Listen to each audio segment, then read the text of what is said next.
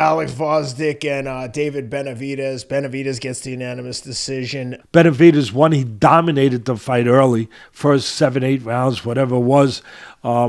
He dominated. He hurt Gvozdyk in the fourth round badly. The big question was, could Benavidez move up, carry his abilities, carry his power, to the next weight class, to light heavyweight? Could he do that? I think the questions were answered. I know some people are being critical of Benavidez. Maybe they thought he should have knocked out Gvozdyk. What I saw, what the fans didn't see, was that, despite the 4 years off, despite having 3 fights against not top caliber guys and everything, I still understood that Gvozdyk could have a chance to win this fight. But that went out the window, giving away the early rounds with the fight plan that I thought they had, which was difficult to understand, which was basically he was well covered up. He had the earmuffs on, he had the peekaboo on, but no head movement, blocking shots, but a lot of those block shots getting in, and allowing Benavidez to do his thing, which is be aggressive, get in, and work. And he had no problem getting in. I know it was supposed to be the jab that was going to keep him off, but it wasn't a hard, snappy jab. You could see the difference was palatable. It was so obvious, the difference of how they were throwing. Gvozdyk, again, throwing to the surface while Benavidez is throwing past the surface, through the surface. And that's the way you teach. You teach somebody to punch not to the surface, but through the surface. Not at his face, but to hit him at the back of his head. Exactly. It's hard to keep a guy off. Well, it's almost impossible to keep a guy off when it's not a significant jab, number one, and you're standing straight up. Because if the other guy is moving his head, and Benavidez did a good job blocking, moving his head. He did a good job mixing offense with defense, Benavidez. He did a great job. He gets A's. For the first 7-8 rounds, he gets all A's from my report card, where he mixed offense and defense. And if you're just standing straight up and trying to keep a guy off with your jab, and it's not, like I said, it's not a forceful, snappy, hard jab. If you're doing that and the other guy's moving his head coming in and you're standing straight, you're going to get hit. You're going to get hit. It's that simple. And the guy's not going to stay out. He's going to get in. One of the things that surprised me, and one of the reasons I had picked Gvozdyk, I thought I'd see more head movement. And where with an aggressive guy like Benavidez, you need head movement for a couple of reasons. One, well, it's pretty simple. You avoid the punches more if you move your head. That's one reason. But also, you don't allow the offensive faucet, like water, faucet. You don't allow the faucet to continue running when you move your head, because when you move your head, you create an opening where you can counter back. And now the guy like Benavidez, who's a guy who's prone to run punches on you, and he runs punches on, and he did run punches on him. Now he's got to be a little bit thoughtful about throwing too many, because when he misses, there's a chance you can counter back. But when he's hitting your gloves, and he's controlling you, and he's pushing you around, hitting you, keeping you defensive, he can run punches. He can keep the faucet, the punch faucet, not the water faucet, the punch faucet. Water's nice, it cools you off. You could drink it. Punch is not so nice. They don't cool you off. They bang you around. And he can keep that faucet running when you're just blocking, because he knows that you can't throw back. He knows he's got you defensive. He knows he's pushing you around. He knows he's controlling you. But again, if you move your head and he throws and he misses, now he's got to be a little bit reticent about throwing too many punches, because something's going to come back in between. I thought that's what lost the early rounds for Gvozdyk for the most part. I thought that was the biggest surprise for me. He didn't move his head enough. At all, really, to be honest, early on. And he used his legs. He tried to use his legs, but the legs ain't going to work if you use your legs and the guy closes the gap on you. Once he closes, on the outside, the legs work. You move a little bit, you give him an angle, but then you got to punch in between before the guy gets close. But once the guy gets close, forget about the legs. Now you got to move your head. Because he's in punching range. And I thought that was just so glaringly missing as far as just the strategic part, just the technical part. I thought that his condition was great. Gvozdyk, I thought his mindset was tremendous. I just thought that his technique came up short, and his approach with the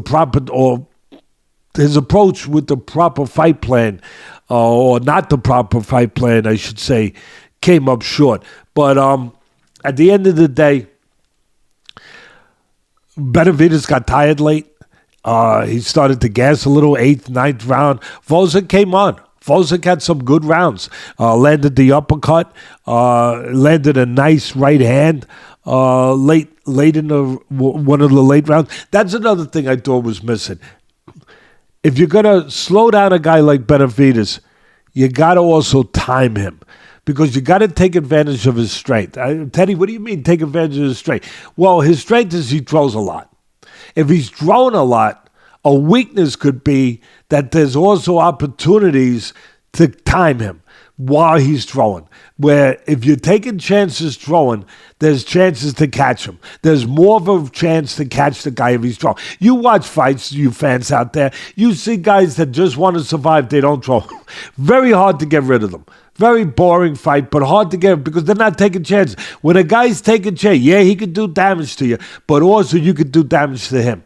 Where you could take advantage while he's throwing at you, where you could time him because he is taking chances, because he is leaving openings. I didn't see that with Gvozdyk. I thought that was another thing that hurt him, was while Benavidez was throwing, there should have been more. He did a little bit late, but there should have been more opportunities to catch him, slow him down. Maybe hurt him, but definitely slow him down early on by timing him, by punching as he jabbed, over the jab with the right hand, not after he finished the jab.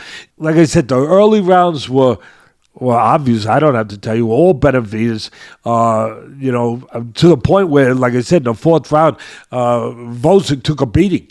But he took it. He handled it. And then as Benavidez got tired late, Gvozdyk did have, but the problem was the horse was out of the barn. The horse being the win. The win was out of the barn because he was too far behind then. And then even when Gvozdyk was having good rounds, there was spots where Benavidez stole the round back by finishing with spurts. Yep. Big spurts. I saw that too. Yeah, big spurts late. And with harder punches, with the more telling punches where he did. But Gvozdyk did himself proud at the end. He to that extent where he didn't cave in. I never thought he would cave in.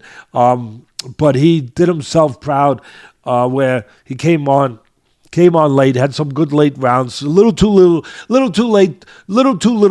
I think that fits in there for that. But at the end of the day, he got the win. And what I want to dismiss is the notion for anyone out there taking shots at Benavidez that it wasn't a good performance. I don't think you know what you're talking about, because I thought, again, he showed me offense and defense. He showed me, not only his ability to always do what he does, which is get inside, attack the body, put punches together, run punches, but his ability to get inside without getting hit, his ability to get in clean, again, his ability to be more than just a big, strong monster, a guy whose technique is also there, even though he doesn't get credit for it. He doesn't get credit for it, but it was there. He was avoiding punches. He was getting in clean. It's all of that. So if you're going to say now that, he lost something moving up to light heavy, I think you're wrong. I think he fits right in the light heavyweight picture. I don't see anywhere where he comes up short. I think this fight will help him mentally, having tested the waters. Definitely. He'll be more ready for that swim next time, mentally and physically. So I think that it was a good fight for him. I think it helped him a lot. I think at the end of the day, like I said, he fits right in with the light heavy. Here's his problem.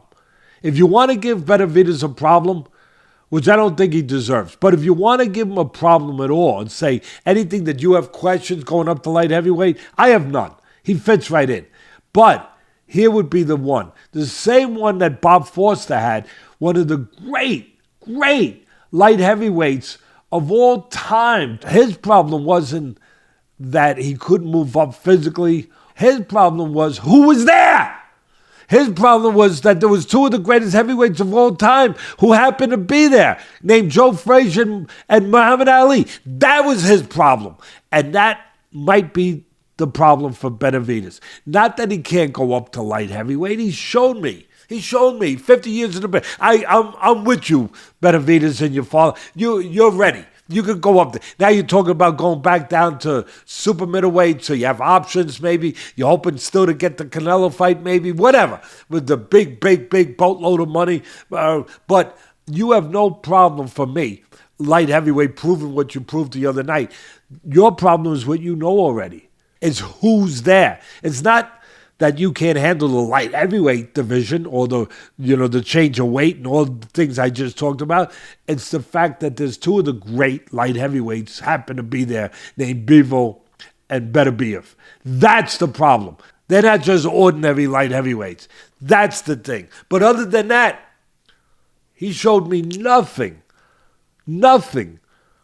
to tell me that he can't make that move up. Nothing to show me he can't.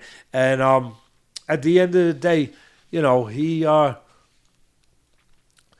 got what he needed too. He got, I know a lot of people wanted the knockout and everything, especially the way it was going early on. But he probably got what was best for him.